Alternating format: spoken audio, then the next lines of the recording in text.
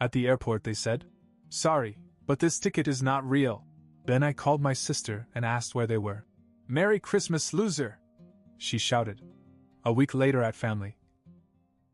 I'm sorry, but this ticket is not real. The words didn't make sense at first. I had been standing at the check-in counter for nearly 10 minutes, expecting the usual routine: hand over my ticket, check my bag, get my boarding pass, go to security. Instead, the agent looked at me with the kind of polite concern reserved for people whose day is about to be completely ruined. I frowned. This can't be right. I have the confirmation email. I booked this ticket weeks ago. She turned her screen slightly toward me. Sir, that flight number doesn't exist. And the destination listed on your ticket is not even one of our routes. I stared at her, trying to process what she was saying. My flight was supposed to take me to the Bahamas, where my family was waiting for me. The trip had been planned for months. My sister, Scarlett, had booked my ticket herself, saying it was a Christmas present, since I had helped her with something earlier in the year. I pulled out my phone and scrolled through my emails until I found the confirmation she had sent me. It looked real. The logo, the flight details, everything seemed legit. But now, looking at it again, I realized that I had never actually verified anything myself. I had just trusted Scarlett. A sinking feeling crept into my stomach. I dialed her number. She picked up after 2 rings, and before I could say anything, she yelled into the phone. Merry Christmas, loser! I heard laughter in the background. Our parents, cousins, even my aunt and uncle. They were already at the resort, celebrating. My fingers tightened on the phone. What the hell, Scarlett? She was still laughing. Oh my God, you actually went to the airport? This is priceless. More laughter. Then she lowered her voice. You actually thought you were coming with us? My chest tightened. Scarlett, what did you do? You're so clueless, Mason. I just adjusted your ticket a little. Changed the dates, swapped the destination, just a little tweak. She giggled. I can't believe you fell for it. You sent me a fake ticket? Let's just say I made sure you didn't ruin Christmas for the rest of us. Her voice was light, amused, as if this was all a harmless joke. I gritted my teeth. So you just decided to leave me here? Alone? Ah, poor Mason. Her tone dripped with false sympathy. You'll think of something. Bye now. She hung up. I stood there, my heart pounding, my brain racing to catch up with what had just happened. The agent at the counter gave me a sympathetic look, but there was nothing she could do. I wasn't getting on a flight. I knew exactly why Scarlett had done this. Months ago, I had found out that she was cheating on her husband, Andrew. I hadn't gone looking for proof, it just fell into my lap. A mutual friend saw her out with another guy, and I caught her lying when she said she was working late that night. I kept quiet about it at first, but then Andrew came to me. He asked me straight out if I knew anything. I didn't want to lie to him, so I told him the truth. That night, Andrew packed a bag and left her house. He stayed with me for a while, completely devastated. Scarlett was furious. She tried to make it sound like I had meddled in her marriage, like I had personally ruined her life. The worst part? My parents took her side. They told me I should have kept my mouth shut, that it wasn't my place to get involved. Never mind that she was the one destroying her own marriage. In their eyes, I had betrayed her. And just like that, I became the family villain. This was their way of getting back at me. They had planned it. They had probably been laughing about it for weeks, imagining me standing here like an idiot while they sipped cocktails on the beach. I looked down at the fake ticket in my hand. They thought it was funny. They thought I would just accept it, let it go. They had no idea what was about to happen. I stood there gripping my phone so tightly my fingers hurt. Around me, the airport was buzzing like nothing had happened, people rushing to their gates, announcements blaring overhead, families rushing off to their vacations. I had 2 options. 1, I could go home, sit in my apartment, and let them have their fun. Let them think they had won. Or 2, I could make sure that this little stunt cost them more than they ever imagined. I wasn't going to make a scene at the airport. It wasn't my style. Instead, I calmly walked out, booked an Uber, and spent the entire ride back planning exactly how I was going to make them regret this. The first thing I did when I got home was call Andrew. He picked up, sounding surprised. "Mason? Hey man, what's up?" I hesitated. I hadn't talked to him much since he'd left Scarlett. He'd been going through the divorce, and I figured he needed space. But now, well, I had a feeling he'd want to hear this. "You won't believe what Scarlett just pulled," I said. When I finished, there was a long silence on the other end. Then Andrew let out a low whistle. "Damn. That's actually crazy. She really went that far?" "She did," he sighed. "Honestly, I'm not even surprised anymore." "Listen," I said. "I have to ask you something. Remember that thing you wanted to do in the new year? With the business?" Another pause. "You mean sign it over?" "Yes. That." A long exhale. "Why?" I smiled, even though he couldn't see me. "Because I think I just figured out how to ruin their New Year's too." A week later, my family returned from their trip, glowing with holiday happiness. Their suitcases were lined up in the hallway of my parents' house, and they were in the middle of telling some ridiculous story about a crazy night at the resort. When I walked in, Scarlett saw me first. She grinned. Well, look who survived Christmas alone." My parents laughed. They were so proud of themselves. I shrugged. "Yeah. It was a quiet week. Gave me a lot of time to think." Scarlett rolled her eyes. "Oh, please don't be dramatic. You should have just taken the hint and moved on." I smiled. "Oh, I did. In fact, I made some calls. Talked to some people." I turned to my father. "You were looking forward to this deal, weren't you?" My dad's face changed immediately. His smile faded. "What?" Scarlett frowned. "What are you talking about?" I pulled out my phone, scrolled to a message, and held it up. It was from Andrew. "Hey Mason, just a heads up. I've decided not to sign over the business. At least not to you. I'll handle it myself. Thanks for the perspective. See you soon." My father turned pale.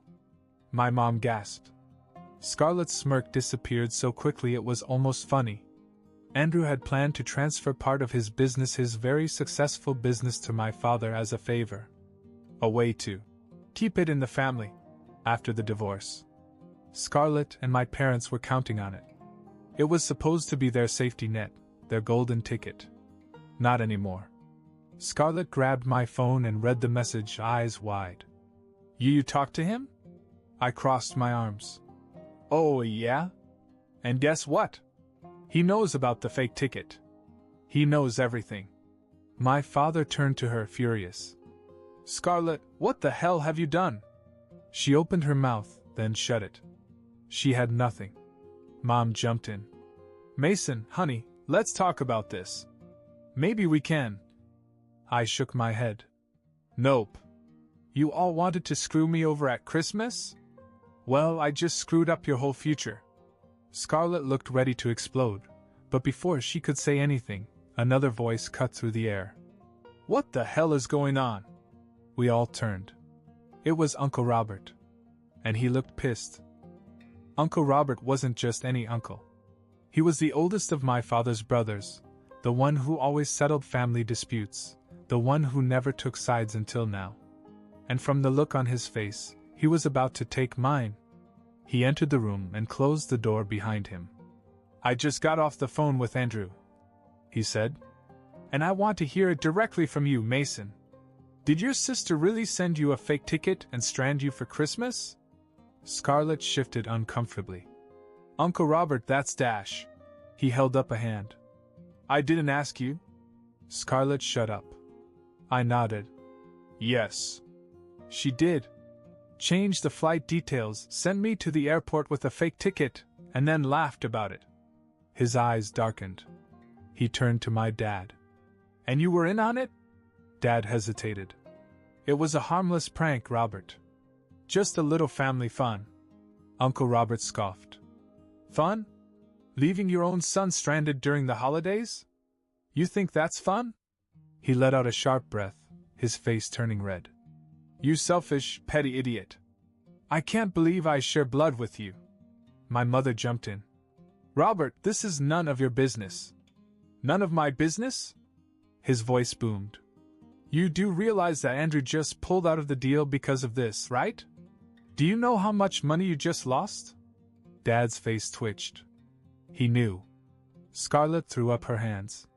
So what? Mason tried to ruin my life. He turned my own husband against me. I laughed. You did that to yourself, Scarlett. I just told the truth. She glared at me. And you just had to tell Andrew, didn't you? Couldn't keep your mouth shut? Uncle Robert turned to her, his voice cold. You cheated on your husband, Scarlett. Not Mason. And instead of admitting it, you went out of your way to punish him? Scarlett's face flushed. Uncle Robert shook his head in disgust. You're unbelievable. And you know what? I'm done cleaning up your mess. Dad bristled. What does that mean? Uncle Robert pulled out his cell phone. It means I'm going to make some calls. I wanted to help you, Henry. I wanted to help keep you afloat when Andrew pulled out. But now, forget it. You can sink for all I care. Dad paled. Robert, wait. Not another word. He looked at Mom. And you? I expected better from you. She swallowed hard, but didn't answer.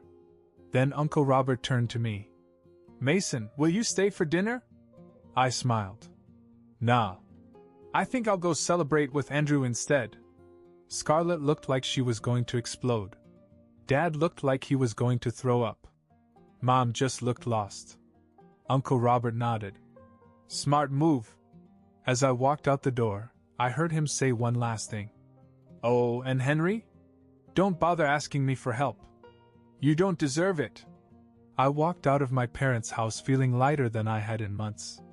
They had finally faced some real consequences for how they treated me, and Uncle Robert cutting them off was a bigger hit than they realized.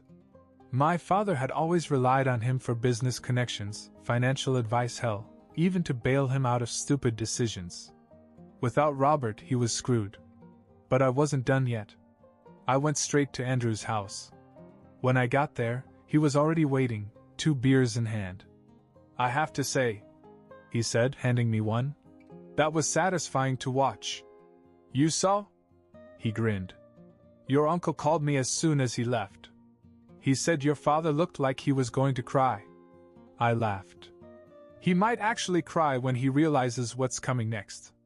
Andrew raised an eyebrow. There's more?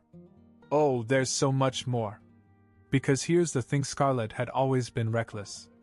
She thought she was invincible, that she could screw people over without consequence. But she made one big mistake. She underestimated how much I knew about her. And I was sitting on something big. I pulled out my phone and showed Andrew a message thread.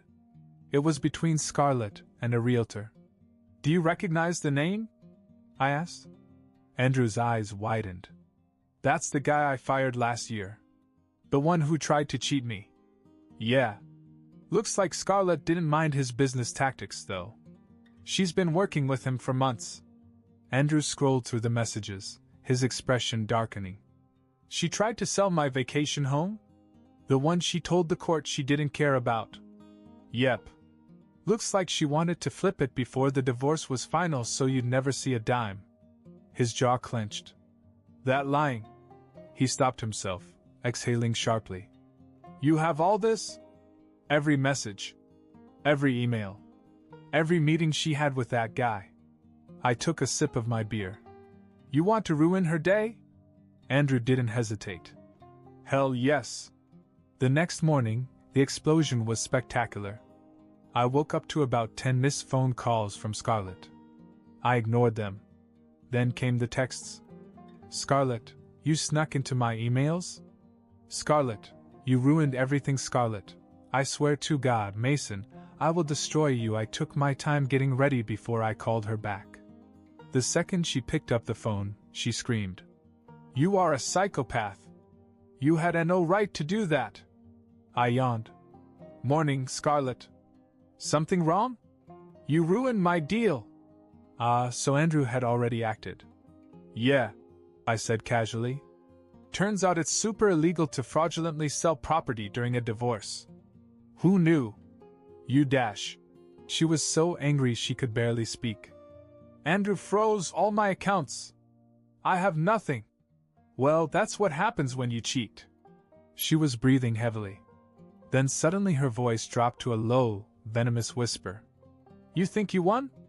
You think this is over?" "Oh, Scarlett," I said, smiling. "This is so over." Then I hung up. And for the first time in a long, long time, I felt free. Scarlett was a snake. No matter how many times she got caught, she always found a way to wriggle out. But this time she was trapped. Andrew had frozen all her accounts, revoked her access to everything they shared, and filed an emergency motion with the court to prevent her from touching any assets until the divorce was final. She had nothing. Or so I thought.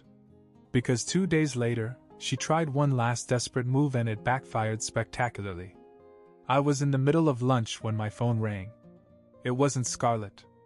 It was my dad. I almost didn't answer it. But something told me this was going to be good. I answered, keeping my voice casual. "Hello?" Dad didn't even say hello. "Did you call the IRS on us?" I almost choked on my food. "What?" "The feds, Mason. The IRS. They showed up today asking about suspicious financial activity." "What the hell did you do?" I sat up, now fully alert. "I didn't call anyone. What are you talking about?" But then, like a puzzle clicking into place, I knew. Scarlett. I almost laughed. She must have done something really stupid.